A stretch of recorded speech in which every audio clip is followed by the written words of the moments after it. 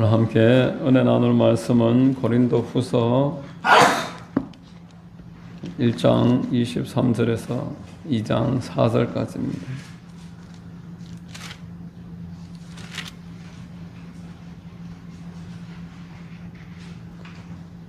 고린도 후서 1장 23절에서 2장 4절까지 제가 봉독하겠습니다.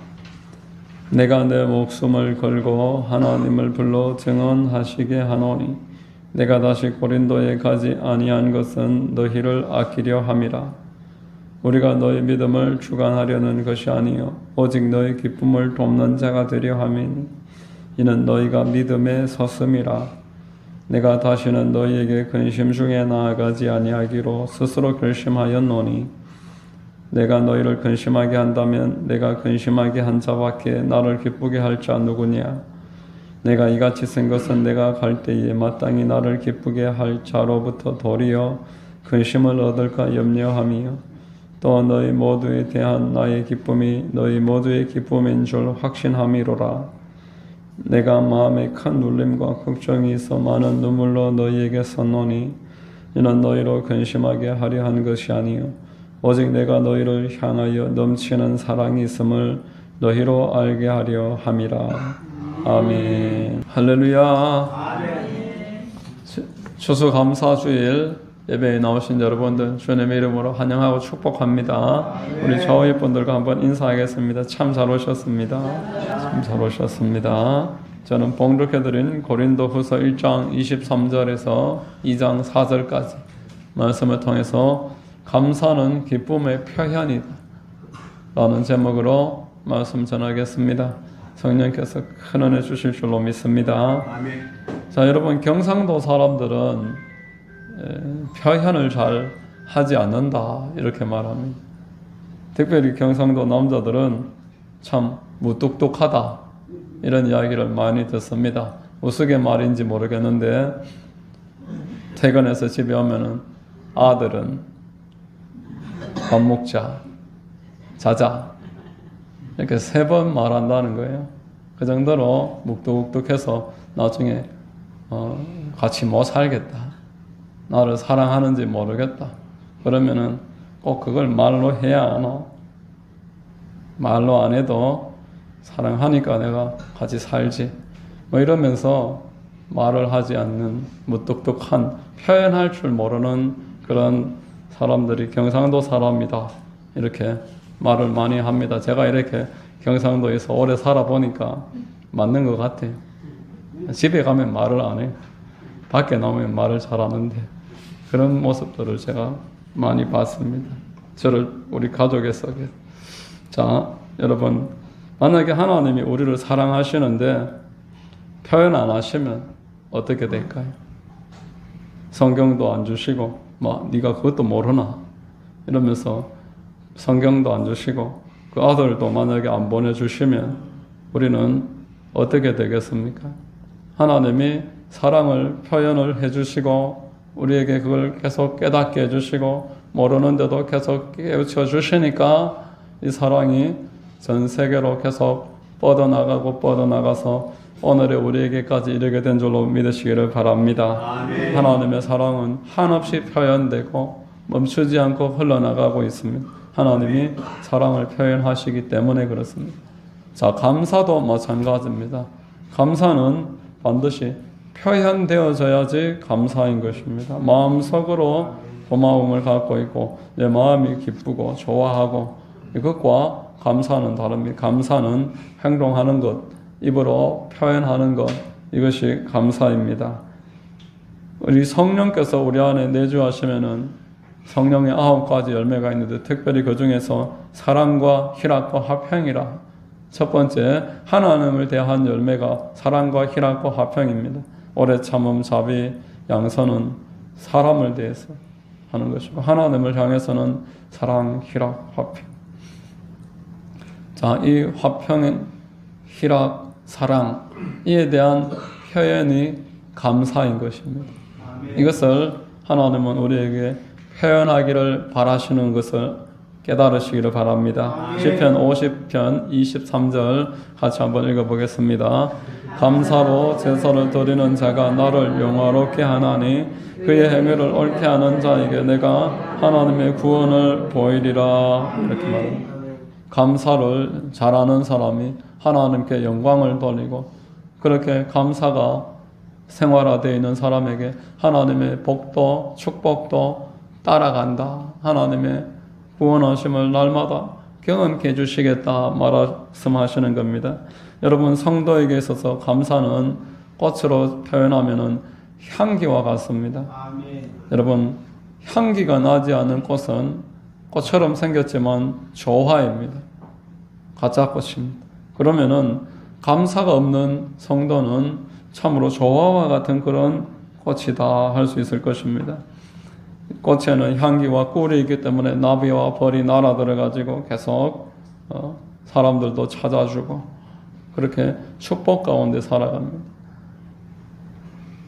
감사가 있는 진짜 성도가 되면 하나님과 사람들에게 사랑을 받고 하나님의 영광을 풍성하게 드러냄을 꼭 기억하시기를 주의 이름으로 축원드립니다. 오늘 우리 본문을 통해서 감사와 관련하여 참 우리가 깨달아야 될 부분들이 많습니다. 실천할 부분들이 많습니다. 첫 번째가 성도의 기쁨과 감사는 하나님께 영광이 됩니다. 24절 본문 말씀 같이 한번 읽어보겠습니다. 우리가 너희 믿음을 주관하려는 것이 아니요 오직 너희 기쁨을 돕는 자가 되려 함이니 이는 너희가 믿음에 섰음이라 말씀합니다. 사도 바울이 고린도 전서를 먼저 서서 고린도 교회에 보낸 다음에 방문을 했는데 이 고린도 교회에 사도를 대적하는 사람들이 있어서 결국 이제 다시 돌아왔습니다. 그런데 내가 너희들에게 지금은 다시 가지 않겠다. 편지를 쓴다는 겁니다. 왜냐하니까 고린도 교회를 아끼기 때문이다. 내가 가서 너희들에게 그 문제를 즉각 내가 해결할 수도 있지만 지금은 가지 않고 편지로서 설득을 한번 해보겠다. 이렇게 말씀하는 것입니다. 여러분, 자녀를 기르다 보면은 하고 싶은 말을 다 하지 못할 때가 있습니다. 어려운 일을 겪고 있는데 내가 조언이라든지 내가 하고 싶은 말을 일일이 다 해버리면은 그것을 오히려 받아들이지 못하게 됩니다. 그래서 언제 이 말을 해주는 게 가장 좋을까 기다리다가 때를 얻어가지고 조언을 할 때 그 조언이 빛을 발휘하게 되는 것입니다. 성도들에게도 마찬가지입니다. 그 일을 지금 감당할 수 없는 사람에게 말을 할 수는 없습니다. 소화할 수 있을 때까지 미루면서 기다려주는 것입니다. 이 사랑의 특징이 이러합니다. 사랑의 특징은 그가 이 말을 하면은 받아들일 수 있을까? 언제 말하는 것이 효과적일까? 이것을 생각하면서 그 사람을 기도하면서 그 기회를 찾고 기다려주는 것, 이것이 사랑이다라는 것입니다. 여러분, 신앙의 근본은 성도가 신앙의 근본이 되어 있다는 것은 그 마음에 기쁨과 감사가 가득하다는 것입니다. 하나님은 저와 여러분들이 고생하고 근심하는 것을 원치 아니하십니다. 하나님의 뜻을 데살로니가전서 5장의 16절에서 18절에 이렇게 말했습니다. 한번 읽어보겠습니다. 항상 기뻐하라. 쉬지 말고 기도하라. 범사에 감사하라. 이것이 그리스도 예수 안에서 너희를 향하신 하나님의 뜻이니라. 이 사도 바울이 지금 당장 가서 그 문제 있는 사람들 꾸지람하고 할 말을 다 해줌으로써 해결을 할 수도 있지만 내가 그렇게 하지 않는다. 기다려주겠다. 그가 하나님이 원하시는 것이 그가 기뻐하고 감사하고 회복하는 것이지 그렇게 해서 만약에 신앙에서 이탈된다든지 그렇게 되는 걸 원치 아니하시기 때문에 그 마음을 알기 때문에 한 번 더 늦춰주고 편지를 보내고 그렇게 하고 있다. 이것을 오늘 본문은 말씀하는 것입니다. 자, 여러분, 우리 하나님께서는 우리가 행복하기를 바라시는데 마귀는 우리가 행복하는 것을 싫어합니다. 마귀는 저와 여러분들이 하나님 안에서 기쁘게 사는 것, 그래서 감사하며 사는 것을 대단히 싫어합니다. 그래서 에덴 동산에서, 에덴이라는 단어의 뜻은 기쁨입니다. 기쁨. 그 안에서 기뻐하면서 살기를 바라시는 하나님의 동산에서 불순종해서 쫓김받게 만들어가지고, 그래서 이 땅 가운데서 한없이 방황하면서 살아가고 있는 것이 오늘날 이 시대의 모든 사람들의 현상입니다. 옛날에 그 하나님과의 소통하면서 기뻐하던 것들을 그리워해서 하나님을 찾아 헤매고 기쁨을 찾기 위해서 기쁨을 찾아 헤매는 것이 사람들의 현 주소다라는 것입니다. 정서적인 만족을 원합니다. 그래서 여기 기웃 저기 기웃 이 사람 저 사람 모든 모임을 만들기도 하고 하지만 그 안에서 만족을 얻지 못한다. 돈이 있으면 행복할 줄 알아 돈을 쫓아도 그것이 나를 만족해 못하고, 사람을 쫓아서 또는 위치를 쫓아서 어떤 이 사회의 지위를 쫓아서 해보지만 만족하지 못하더라라는 것입니다. 잠깐은 만족할 수 있습니다. 그러나 성경에서 말씀하시듯이 나뭇잎을 엮어서 옷을 만들어 입는 것처럼 결국 금방 시들어 버리고 잠깐 그때밖에 만족을 주지 못하는 것입니다. 이로 말미암아서 우리 하나님께서 저와 여러분들이 기쁘고 감사하게 살기를 원하셔서 아들 예수님 보내주신 줄로 믿으시기를 바랍니다. 예수님을 보내주신 목적은 우리가 기쁘기를 원해서, 그래서 우리가 기쁨을 표현하는 감사함으로 살기를 원하시기 때문에 아들 보내셨습니다. 요한복음 15장 11절을 한번 같이 읽겠습니다. 이것을 너희에게 이름은 내 기쁨이 너희 안에 있어 너희 기쁨을 충만하게 하려 함이라. 지금 예수님이 내가 십자가에서 죽을 것이고 죄를 대속한 다음에 부활할 것이고 이 다음에 성령께서 오실 것이고 이 말씀을 쭉 하면서 내가 이걸 너희들에게 말해주는 것은 내 기쁨이 너희 안에 있어 너희 기쁨이 충만하게 하려 합니다. 하나님이 우리가 예수 믿은 다음에 우울하게 지내고 걱정하면서 지내고 이것을 전혀 원치 아니하십니다. 아들을 보내기까지 사랑하시고 십자가에서 대신 죽을 만큼 예수님이 나를 사랑하시는데 왜 기뻐하지 못하겠느냐, 이것을 말하는 것입니다. 여러분, 예수를 믿은 다음에 신앙이 끝이 아니고 이것은 출발입니다. 하나님과의 관계가 만들어진 것입니다. 자녀입니다. 자녀라고 관계가 좋고 기쁜 게 아니지 않습니까? 이제 이때부터 하나님과 기뻐하면서 즐거워하는 삶으로 나아가도록 주님이 오늘도 인도하고 계신 줄로 믿습니다. 여러분, 로마서 5장 10절 11절 우리 한번 읽어보겠습니다. 곧 우리가 원수 되었을 때에 그의 아들의 죽으심으로 말미암아 하나님과 화목하게 되었은즉 화목하게 된 자로서는 더욱 그의 살아나심으로 말미암아 구원을 받을 것이니라. 그뿐 아니라 이제 우리로 화목하게 하신 우리 주 예수 그리스도로 말미암아 하나님 안에서 또한 즐거워하느니라 말합니다. 자, 화해했어요. 화해했습니다. 우리 모든 다 서로 배상하고 없던 일로 하자. 화해했어요. 그렇지만 아직도 잘 모릅니다, 서로. 그래서 이제 화목하게 됐는데 여기서 멈추지 말고 자주 만나서 대화도 하고 즐겁게 같이 지내자. 이 말씀을 지금 하는 거예요. 우리 하나님께서.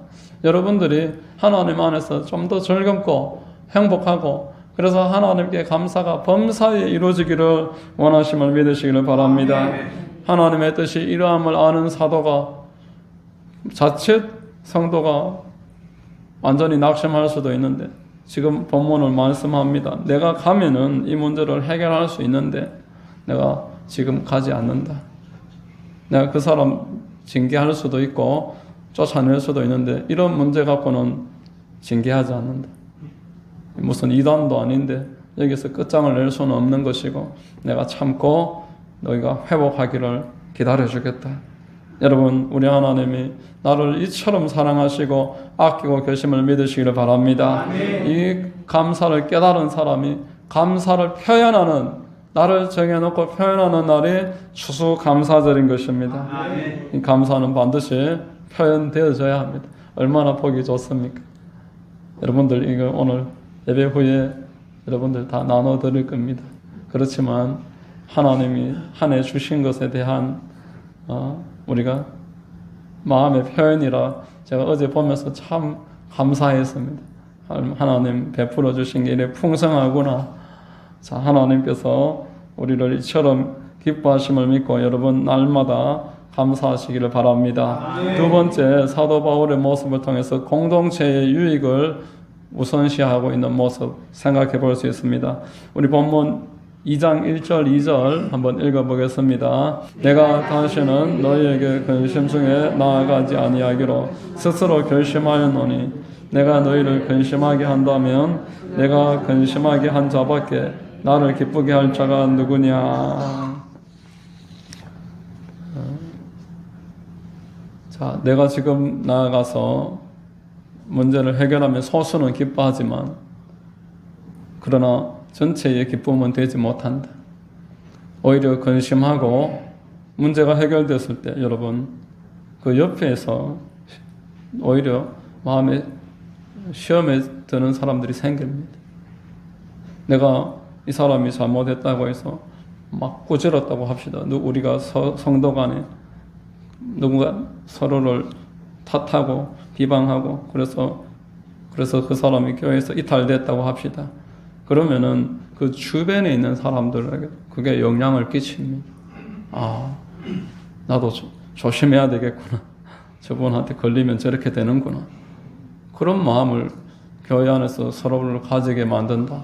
이것은 상당한 문제입니다. 교회 안에서 공포의 대상이 되면 안 되지 않습니까? 이 공동체의 모임이 사랑의 중심이 되어야 되는데 두려움에 근거한 모임이 될 수는 없는 것입니다.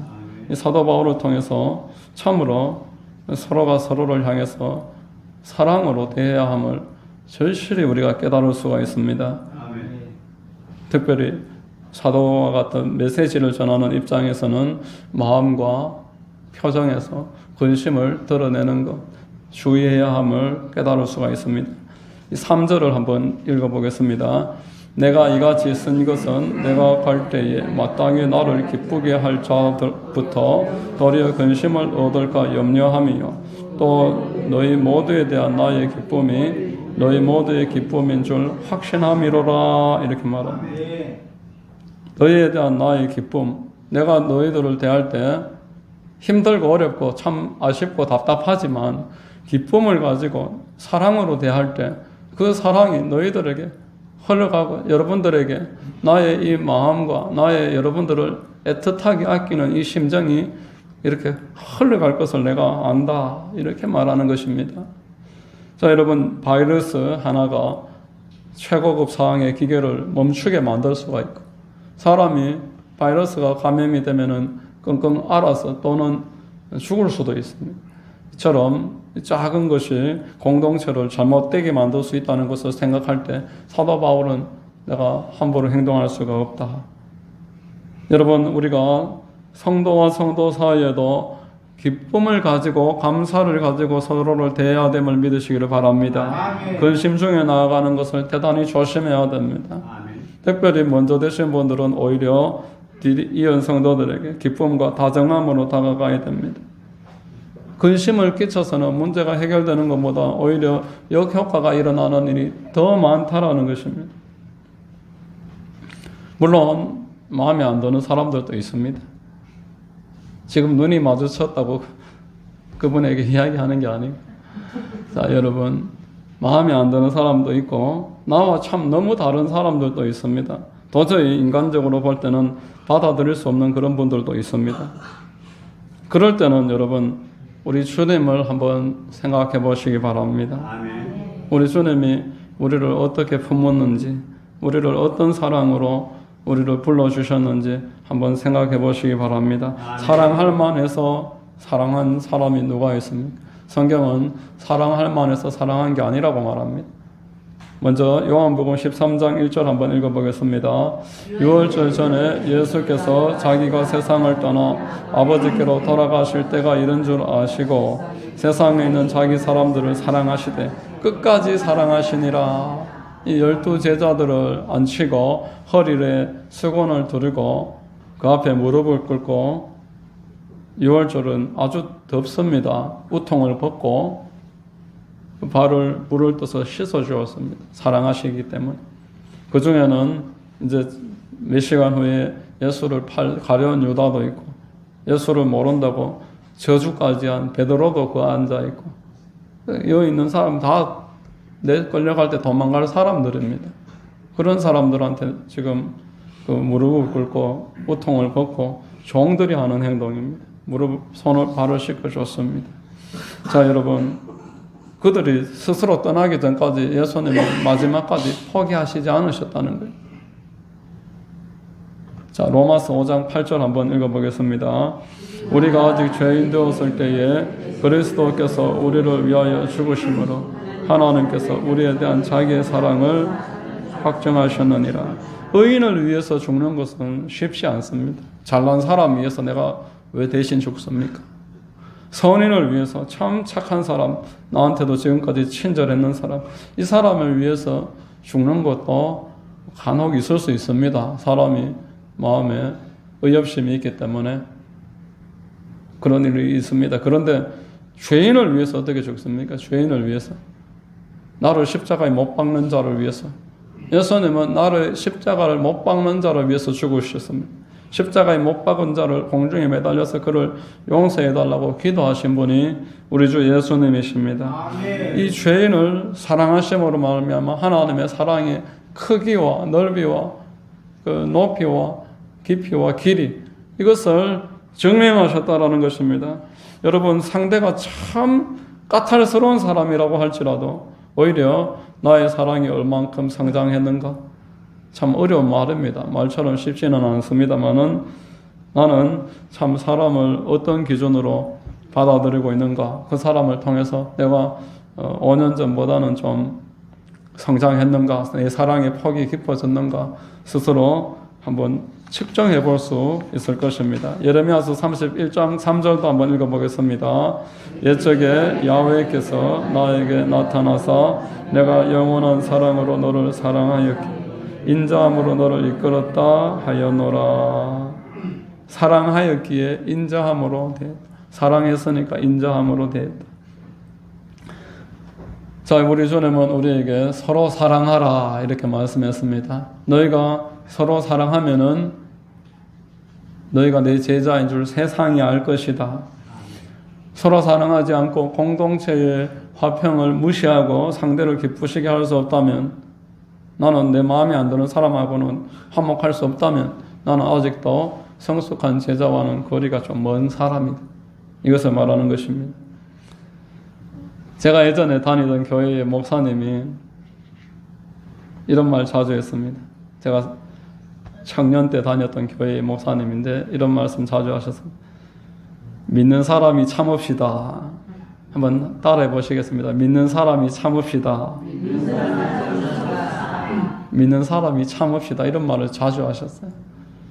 목사님하고 사모님 두 분이서 사셨는데 이런 말을 하시더라고요. 우리 집에 나를 바가지를 빡빡 걸는 사람이 하나가 있는데 믿는 내가 참습니다. 믿는 내가 참습니다. 뭐 사모님은 안 믿습니까? 근데 자기가 믿는데 참는다.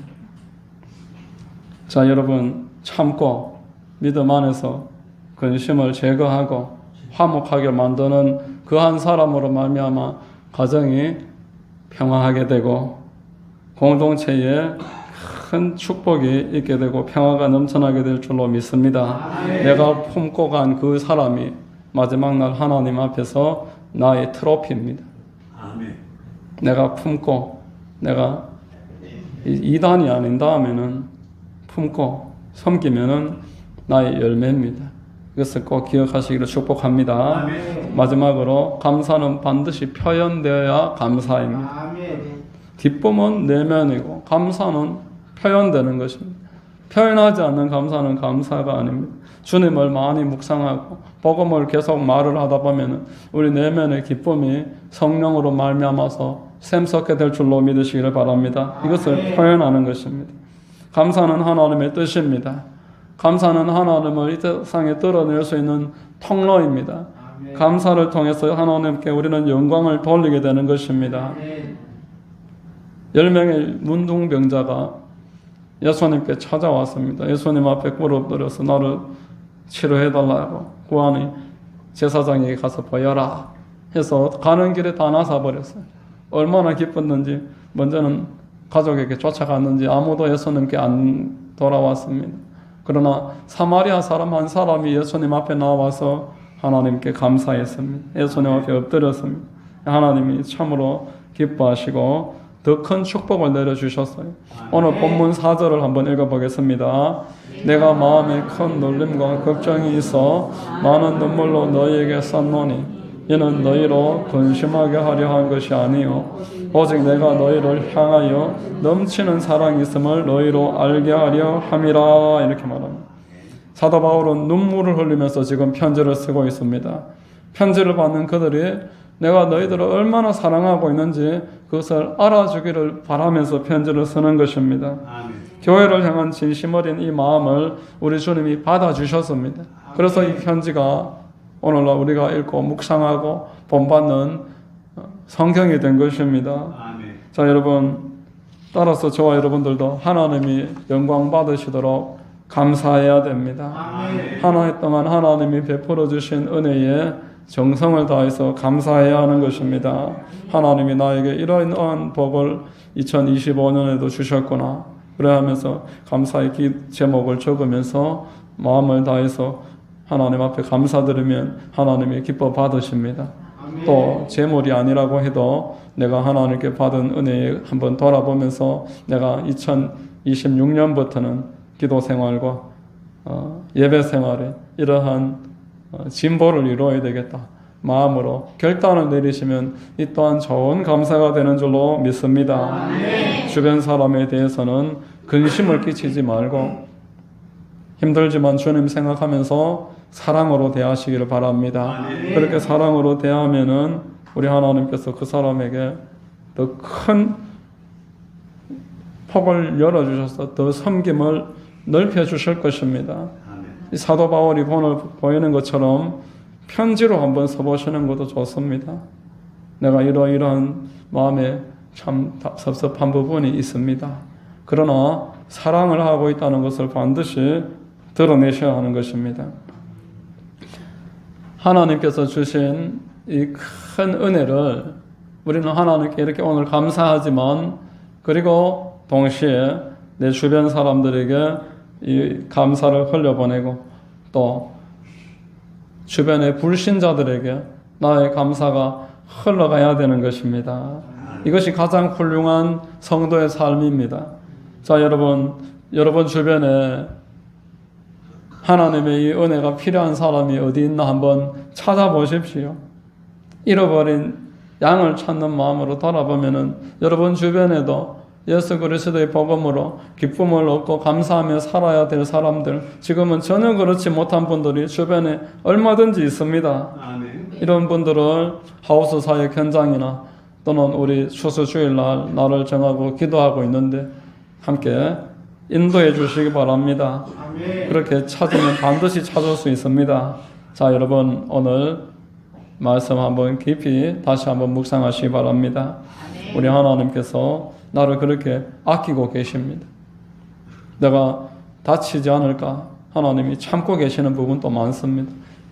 꽉 잡으면 어스러질까, 또 불면은 날아가 버릴까. 여러분들은 아직도 붙잡고 계시는 그 은혜에 우리가 감사해서 우리 마음이 회복되고 감사를 표현하고 사람들은 섬기는 그런 우리 모두가 되기를 주의 이름으로 축원드립니다.